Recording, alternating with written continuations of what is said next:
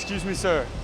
Sir, is this your Rolls Royce? Yes. And what line of business are you in? What did you do to be able to afford a Rolls Royce? I own the world's largest water park. You own the world's largest My water. nickname is Aquaman. Who am I here with today?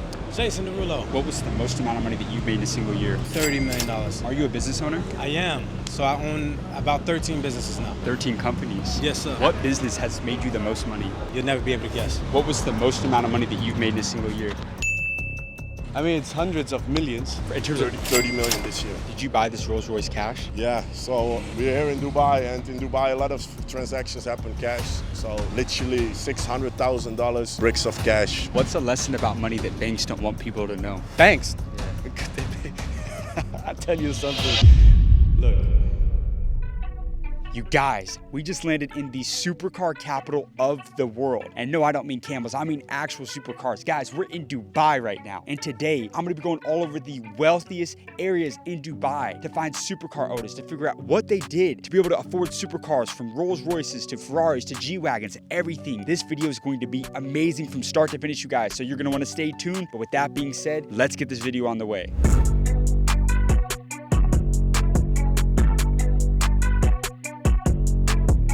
Excuse me, sir.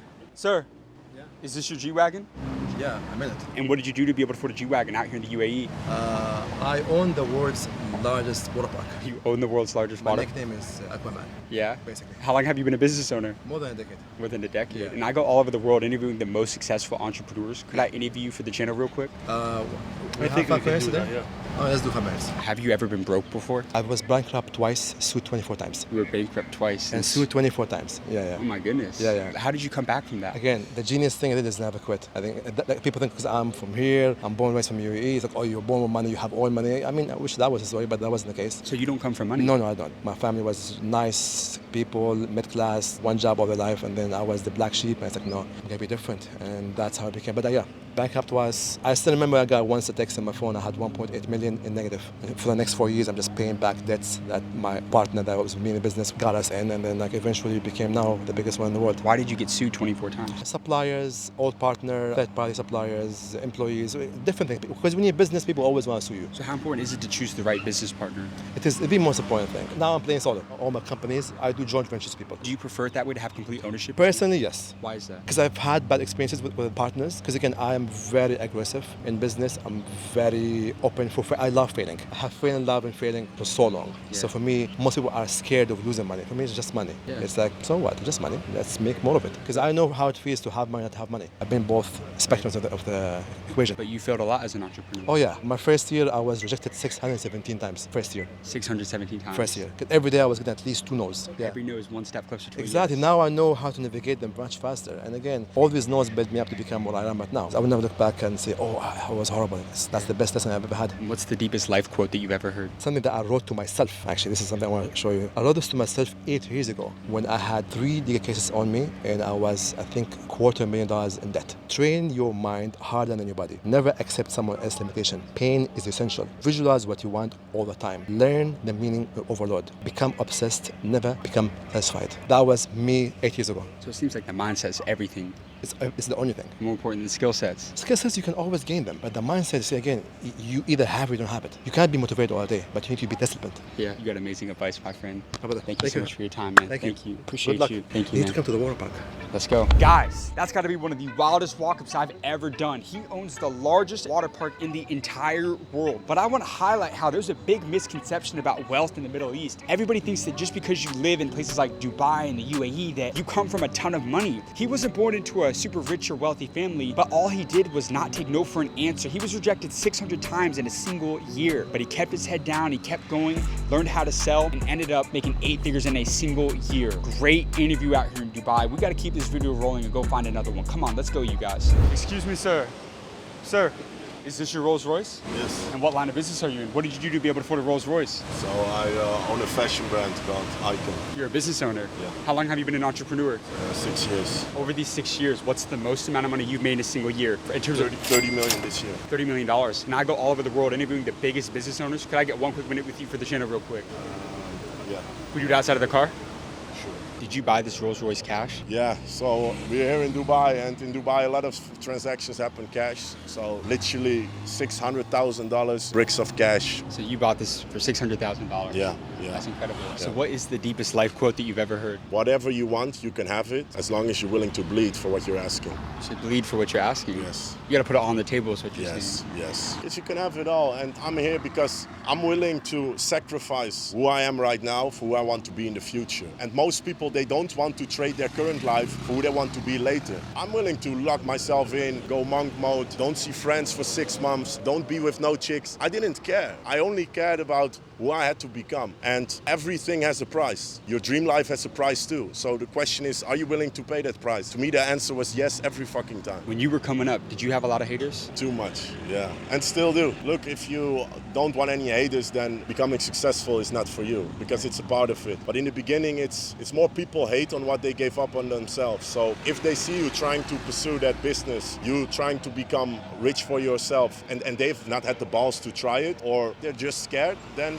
they will try to talk you down, you know. And to me, that was really hard in the beginning, but I'm very happy that inside my mind, I'm a very stubborn kid. So if someone says to me, you can do it, don't do it, I want it twice as much. I was like, fuck it, I will prove all these motherfuckers wrong. In school, even close family members, maybe sometimes even the people you love or the people that love you will talk down on you. And you just have to think like, once I'm successful, I will show them. And that's exactly what I did. And I can tell you with the hand on my heart, there's no better feeling than proving the ones wrong that doubted you. You guys, this video has been insane, and we're on our way to go get our next interview right now. But I want to take a quick moment to let you guys know a very important, a very special announcement. So a couple months ago, I launched and built one of the biggest, one of the greatest entrepreneur communities in the entire world. And you can join this community today for free. Inside of this community, every single week, I host live calls with the biggest business owners in the world, even billionaires, where they come in on these calls and directly mentor all of our members, where they teach them skills like how to sell, how to market, how to negotiate, how to start and scale a business, how to invest and make your money work for you. For example, we had Todd Napola, who owns over $500 million worth of real estate. He taught our community how to invest in real estate without having any money to your name. Or how about Stephen Klubeck, who sold his company to Hilton for $2.2 billion. He taught our community how to sell and how to negotiate like a billionaire. You guys, the only shortcut to success in today's world isn't having rich parents, it isn't luck, it isn't even hard work. It's mentorship. It's finding the people that are in the exact same places that you want to be and learning everything you possibly can from them. So once again, if you want to join the community today for free, all you have to do is go down to the link in the description of this video and join the School of Mentors. I can't wait to see you on the inside of the community. It's going to be incredible. But with that being said, let's get back to the video. Guys, I've got a very special surprise for you all right now. We're headed to go interview Jason Derulo, one of the most successful musicians turned entrepreneurs in the entire world. He's made hundreds of millions of dollars throughout his career in both music and in business, and currently owns over 10 companies. So we're gonna go interview him and ask him how he created his wealth and how you can do the exact same thing just like him. So let's go talk to Jason and see what he has to say. Who am I here with today? Jason Derulo. What was the most amount of money that you've made in a single year? Most amount of money that I've made in a single year, $30 million. For those that don't know, what industry did you decide to pursue a career in? So I started off in music. Music was my first foray into any kind of success. You know, I was obsessed with music as a kid. Are you a business owner? I am. So I own about 13 businesses now. 13 companies? Yes, sir. What business has made you the most money? You'll never be able to guess. What business? Car washes. Car washes. Car washes. How many car washes do you own? So I own about 65 car washes now. 65 car washes? Why are car washes so profitable? Car washes are amazing because essentially owning a piece of land, right? So obviously you're going to be making money on that car wash every single day. Everybody washes their car. Their car is their pride and joy. Even during the pandemic, people were washing their cars. Ain't had nowhere to go, but still was washing their cars. It's the one thing that when we leave home is a representation of who we are and what our level of success is. So it's profitable from that standpoint, but also it just being real estate, you know? As time progresses, it just appreciates in value, especially if you're able to make car washes like we've made, and we've just been able to just have way better customer service than everybody, and we pay attention to details. So every customer experience, we treat it like it's our last chance at having that customer, right? I mean, that's all about customer experience. So in other words, they're recession proof. Recession proof. I mean, so far it's been recession proof. It's been pandemic proof. I mean, if you can make it through the pandemic, you can make it through anything. As a multimillionaire, what is your best negotiation advice for anybody in business? Oh, I got those shits for days. So one of the key negotiation tactics. Damn, I'm about to give up my game. Come on, this is wild. Give it to him. Okay, so a big one is allowing other people to make the offer first. A lot of times you can shoot yourself in the foot and aim lower than you thought that you can get. So for me, I always have somebody else make the offer first. And sometimes I'm just shocked at what the number is. I'm like, damn, well shit, I'm glad I let you answer first because I was gonna go here. And then you know, sometimes that number can even double, you know? That's so game right there. That's a game. big one. That has been a game changer for me. Another negotiation piece of advice, sometimes taking a breather from the situation is a good thing. What I mean is, so you'll have a conversation, initial conversation. You'll have gotten their offer. Then you reciprocate, right, with something higher. Always. You know, you always got to say something higher. Well, I was thinking more of this, da-da-da. And if you guys cannot come to an agreement, let a little time pass. Let 2 days pass and then come back to the situation. Don't come back begging really quickly. I treat it as if it's a relationship almost, you know? You can't be desperate. You cannot be desperate. Yeah. And I think, you know, coming from a position of power is always the better route as opposed to coming in asking for something. How old are you now? 22, no, 37. 37. If you were to go back in time and have a conversation with your 20-year-old self, when you were starting from zero, what's the best piece of advice that you give your 20-year-old self? What you're not changing, you're choosing. Break that down. If you feel like you're overweight and you're not doing anything to change that, you're choosing to be overweight. If you don't feel like you have enough money and you're not trying to change that, you're choosing to be broke. Guys, that was an amazing interview with Jason Derulo. $30 million in a single year. And he just gave some of the best negotiation advice I've ever heard. You guys gotta realize, he's been at the table with the biggest people in the music industry, now business, doing $30 million in a year. Crazy interview, crazy snag out here in Dubai, you guys. We gotta keep this video rolling, go get another one. This video has been crazy. Come on. What was the most amount of money that you've made in a single year? I mean, it's hundreds of millions. What's a lesson about money that banks don't want people to know? Banks. Yeah.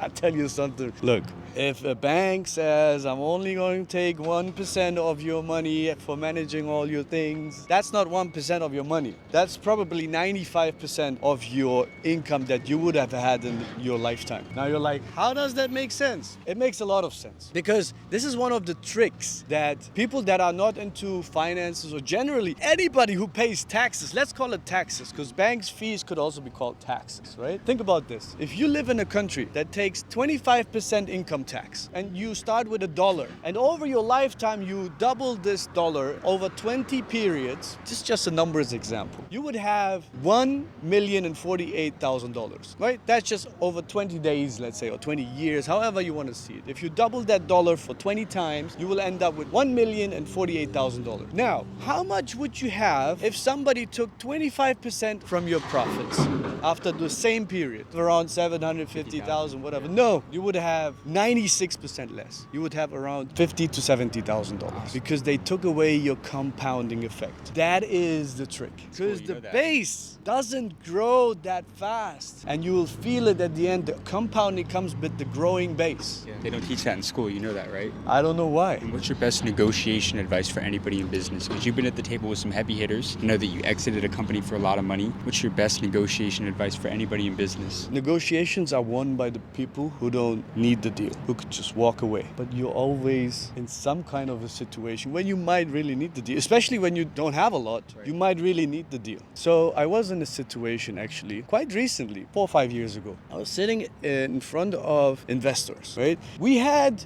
a good business, but we needed those investors because we were going into a market where they were kind of very powerful. And they said, hey, there's a clause that we want to have in the contract. And I didn't want that clause. So it was already 8 to 9 months into a deal negotiation. It's bankers sitting there, lawyers sitting here, and their lawyers are sitting there. And it's a very tense situation. And the deal is about to break. And it's really a lot of money on the table. So I said, we have to change the clause. We can't do this deal. It was bad for the shareholders. And as a CEO, you are kind of the representative of all shareholders. And then they said, we have the money, so we have the muscle. I asked for a break. I went out with my lawyers and my bankers. I said, I think the deal is off. And they're like, you're crazy. What are you doing? We've been working for so long. And I said, okay, I have a situation. I have a solution. So I went back into the boardroom and I said, guys, what kind of CEO do you want to have? Tomorrow you will be my shareholders as well. So if you're my my shareholder, you want a CEO who gives in and